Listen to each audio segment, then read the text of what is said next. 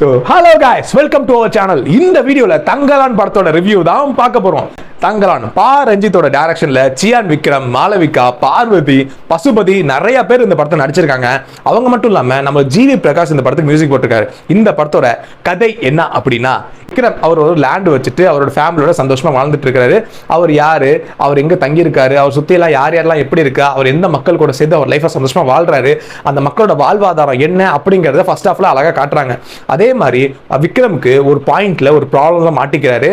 அந்த ப்ராப்ளம் சரி பண்றதுக்காக அவருக்கு தங்கம் தேவைப்படுது. அந்த தங்கத்தை தேடி போற ஜேர்னி தான் இந்த படத்தோட கதை. அவர் தங்கம் கிடைச்சதா இல்லையா, தங்கம் கிடைக்கிறதுக்காக என்னென்ன ப்ராப்ளம் ஃபேஸ் பண்றாரு அப்படிங்கறத இந்த படத்தோட கதை. இந்த படத்துல ஃபர்ஸ்ட் ஹாஃப் பொறுத்த வரைக்கும் சும்மா ஸ்லோவா அழகா செட் பண்ணி கொண்டு போயிட்டு இருப்பாங்க. நம்ம சொன்ன மாதிரியே இவங்க வாழ்வாதாரம் என்ன, இவங்கலாம் யாரு, எப்படி வசிக்கிறாங்க, அவங்களுக்குள்ள எப்படி சந்தோஷமா இருக்காங்கிறத அழகா காட்டுவாங்க. அது மட்டும் இல்லாம ஒரு சில புரியாத ஒரு விஷுவல்ஸ் எல்லாம் காட்டுவாங்க. திடீர்னு வேற ஒரு ஷேடை காட்டுவாங்க. என்ன நடக்குது ஒன்னும் புரியல, கட் பண்ணி ஏதோ காட்டுறாங்க. திடீர்னு பேய் மாதிரி ஏதோ ஒன்று வருது, ஒண்ணுமே புரியலையே, என்ன சொல்ல வராங்க, ஒரு குழப்பத்திலேயே இருந்தோம். ஃபர்ஸ்ட் ஹாஃப் முடியறப்போ ஒரு குழப்பத்திலே இருக்கும்.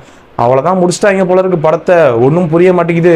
ஃபர்ஸ்ட் ஹாஃப் பார்த்தோம்னா ஒண்ணுமே இந்த அளவுக்கு எடுத்து வச்சிருக்கானுங்க, எல்லாரோட எஃபெக்ட்டுமே போயிடுச்சா, கலைஞர் விக்ரமோட எஃபெக்ட் போயிடுச்சா அப்படின்னு வருத்தப்படுற அதே நேரத்தில் செகண்ட் ஹாஃப் இருக்குடி, நான் ஒன்று வரேன்னு சொல்லிட்டு செகண்ட் ஹாஃப்குள்ள வரும். செகண்ட் ஹாஃப்ல தான் ஃபர்ஸ்ட் ஹாஃப்ல ஒரு சில விஷயம் தான் புரியலன்னு சொன்னல, அந்த ஃபர்ஸ்ட் ஹாஃப்ல எது புரியலையோ அது செகண்ட் ஹாஃப்ல தெளிவா அது இதுதான் அப்படின்னு சொல்லிட்டு இந்த படத்தை அப்படியே ஒரு நெக்ஸ்ட் லெவல்ல வேற லெவல் கொண்டு போய் முடிச்சிருக்காங்க.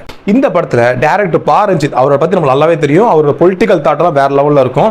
ஆனா இந்த படத்துலயுமே ஒரு பொலிட்டிக்கல் விஷயம் வச்சிருக்காரு. அதாவது இப்ப நடக்கிற பாலிடிக்ஸ்லாம் இல்ல, அந்த காலத்துல ஒரு பாலிட்டிக்கல் பார்ட்டி நடந்திருக்கு, அந்த காலத்திலேயே ஒரு பெரிய விஷயம் நடந்திருக்கு, அதையும் ஒரு சொல்லி காட்டியிருக்காரு இந்த படத்துல.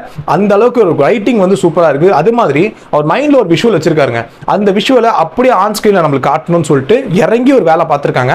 மொத்த கேஸ்ட் அண்ட் க்ரூவும் மொத்த டீமுமே இறங்கி ஒரு விஷயத்துக்காக இந்த படத்துக்காக பண்ணியிருக்காங்க. அது அப்படியே விஷுவலால நம்மளால பார்க்க முடியும். பெர்ஃபார்மன்ஸ் வைஸ் சியான் விக்ரம் சொல்லி ஆகணும். மனுஷன் இறங்கி ஒரு பெர்ஃபார்மன்ஸ், அதாவது ரத்தம் சதெல்லாம் போட்டு ஒரு படத்துக்காக ஒரு மனுஷன் நடிப்பாரான்னு கேட்டா இந்த மனுஷன் நடிச்சிருக்காரு.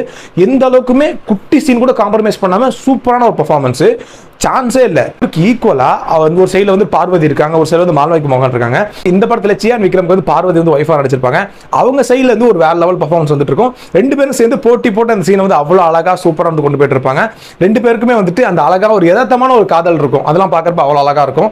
இந்த படத்துல மாளவிகா மோகன் ஒரு புரியாத ஒரு கேரக்டர் மாதிரியே வந்துகிட்டு இருப்பாங்க. நான் சொன்ன ஃபர்ஸ்ட் ஹாஃப் பொறுத்த வரைக்கும் அவங்க யாரு என்னங்கிறதே புரியாது. ஆனா அந்த படம் முடிஞ்சு வெளியே வரப்ப இவங்க தான் இந்த படத்துக்கு ரொம்ப மெயினான கேரக்டர் அப்படிங்கிறது உங்களுக்கு தெரியும். அந்த அளவுக்கு ஒரு தெளிவான கேரக்டரோட ஒரு குவாலிட்டியான பெர்ஃபார்மன்ஸ் மாளவிகா மோகன் இந்த படத்துக்கு கொடுத்திருக்காங்க. பசுபதி அவர் சைடுல அவர் தனியா ஒரு ஃபன் பண்ணிட்டு இருப்பாரு. மொத்தமா ஒரு வேற ட்ராக் மாதிரி ஜாலியா பண்ணிட்டு இருப்பாரு. அந்த படம் அவரோட சீன்ஸ் இந்த படத்துல அவ்வளவு சூப்பரா இருக்கும். அது மட்டும் இல்லாம மியூசிக்ஸை பொறுத்த வரைக்கும் ஜிவி பிரகாஷ் இந்த படத்துக்கு தன்னோட பேக் போனாவே இருந்திருக்காரு. இந்த படத்துக்கு எந்த அளவுக்கு ஒரு குவாலிட்டியான மியூசிக் போட முடியுமோ அந்த அளவுக்கு ஒரு குவாலிட்டியான மியூசிக் ஜிவி பிரகாஷ் இந்த படத்துக்காக கொடுத்திருக்காரு. எனக்கு தெரிஞ்சு நிறைய பேருக்கு இந்த படம் நேஷனல் அவார்டு கிடைக்கும்.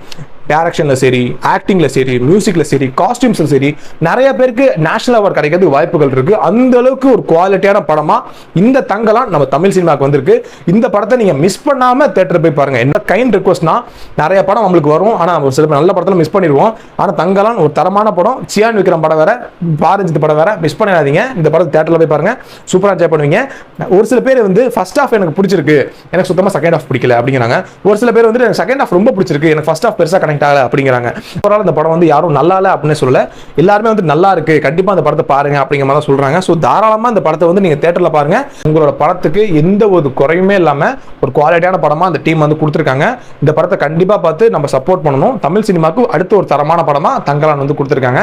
சோ இந்த வீடியோ உங்களுக்கு பிடிச்சிருந்துச்சுன்னா உங்க ஃப்ரெண்ட்ஸ் அண்ட் ஃபேமிலிஸ் எல்லாருமே ஷேர் பண்ணிட்டு டிக்கெட் புக் பண்ணி இந்த படத்தை நீங்க தியேட்டர்ல பார்த்து நீங்க சூப்பரா என்ஜாய் பண்ணுங்க. அதுவே எனக்கு சந்தோஷம் தான். மூவிஸ் அண்ட் வெப் சீரிஸ் பத்தி நீங்க தமிழ்ல யூடியூப்ல நிறைய தெரிஞ்சுக்கிறதுக்கு நம்ம சேனல் இருக்கு, உடனே ஃபாலோ பண்ணிக்கோங்க. உங்களுக்கு என்ன படம் வேணுங்கிறத கமெண்ட் பண்ணுங்க. அதை பத்தி நான் அடுத்தது உங்களுக்கு சூப்பரா வீடியோஸ்லாம் கொண்டு வந்துட்டு இருக்கேன். தமிழ் டப்பிங்ல வேணுமா, இங்கிலீஷ்ல வேணுமா, தமிழ் படம் வேணுமா, ஹிந்தி வேணுமா, மலையாளம் வேணுமா, கமெண்ட்ல கேளுங்க, நான் கொடுக்குறேன். உங்களுக்கு என்ன படம் வேணுங்கிறத நான் சொன்ன மாதிரி கமெண்ட்ல கேளுங்க. மூவிஸ் அண்ட் வெப் சீரிஸ் பத்தி நீங்க தமிழ்ல டெய்லி தெரிஞ்சுக்கிறதுக்கு மறக்காம சேனலை சப்ஸ்கிரைப் பண்ணி வச்சுக்கோங்க.